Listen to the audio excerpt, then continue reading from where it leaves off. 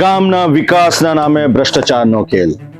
સત્તાની ખુરશીમાં બેઠેલા એ ચહેરાઓએ કાયદાને પણ કદાચ વેચાણની વસ્તુ સમજી લીધી.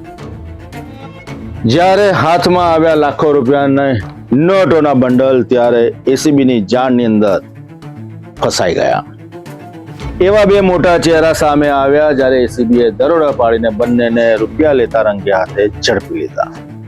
સત્તાની ખુરશી પર બેઠેલા સત્તાના દલાલો, ભ્રષ્ટાચારની વ્યાખ્યા ને પણ ગોળીને પી જનારા તત્વો છે. તેમને જરા પણ લાજ શરમ કે નફટાઈના જે હદ બતાવતા હોય, ફરી વાંચીશું, લાઈન બદલાઈ ગઈ.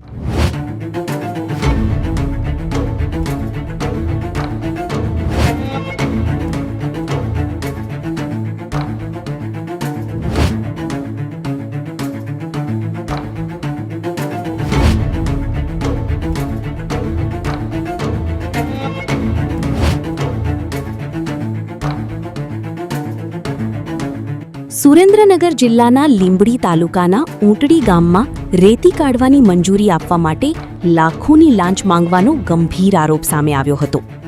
ફરિયાદ મુજબ પ્રતિ ટ્રક ₹1,000ની લાંચ માંગવામાં આવતી હતી. બાદમાં આખો સોદો ₹6,30,000 સુધી પહોંચ્યો અને આખરે ₹5 લાખમાં નક્કી થયો.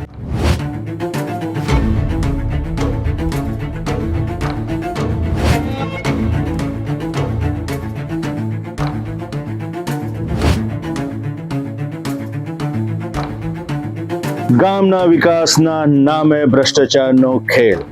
સત્તાની ખુરશી પર બેઠેલા બે લોકોએ કાયદાને પણ વેચાણની વસ્તુ સમજી લીધી. જ્યારે રૂપિયાના નોટોના બંડલ હાથમાં આવ્યા, ત્યારે એસીબીની જાળ રચાઈ ચૂકી હતી.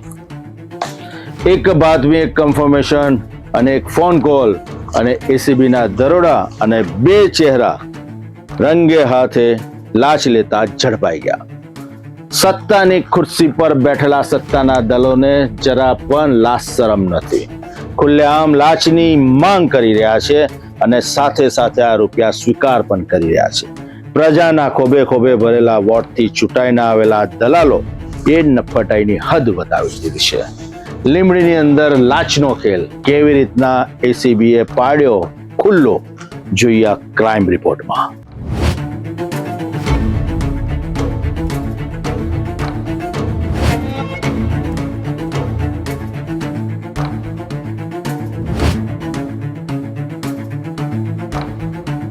પરંતુ કાર્યવાહી અહીં અટકી નહીં.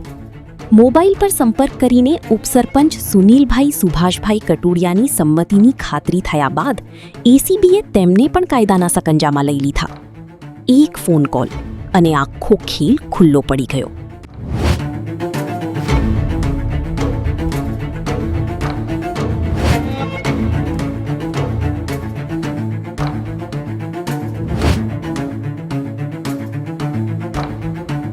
ફરિયાદ મળતાની સાથે એસીબીએ ટ્રેપ ગોઠવી અને લીંબડીના 4 રસ્તા પર સ્થળ પસંદ કરાયું, પ્રેમવતી ભોજનાલય. સરપંચના પતિ આ સ્થળ પર પહોંચ્યા અને ફરિયાદીને હાથે ₹5 લાખ લાંચની રકમ સ્વીકારતા નજરે પડ્યા. જેવા નોટોના બંડલ હાથમાં આવ્યા, એની સાથે જ એસીબીની ટીમે ત્યાં રેડ કરી દીધી. સરપંચના પતિને રંગે હાથે એસીબીએ ઝડપી લીધા. લાંચનો ખેલ ખુલ્લો પડી ગયો.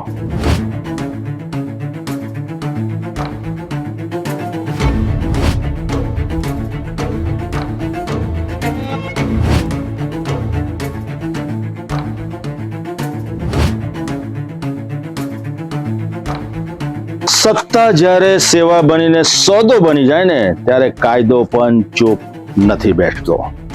ફરિયાદીએ એસીબીને ફરિયાદ કરીને એસીબીએ ટ્રેપ ગોઠવીને રંગે હાથે સરપંચના પતિ સંજયભાઈ કમેજડિયાને ઝડપી લીધા. હજુ એસીબીની તપાસ ચાલુ છે. ઘણી બધી વિગતો સપાટી પર આવશે. એસીબીની ટીમ સરપંચના પતિની પૂછપરછ શરૂ કરી રહી છે. ઘણા બધા રહસ્યમય વમળો સર્જાય છે. તેના પરથી પણ ધીરે ધીરે પડદો ઉચકાશે.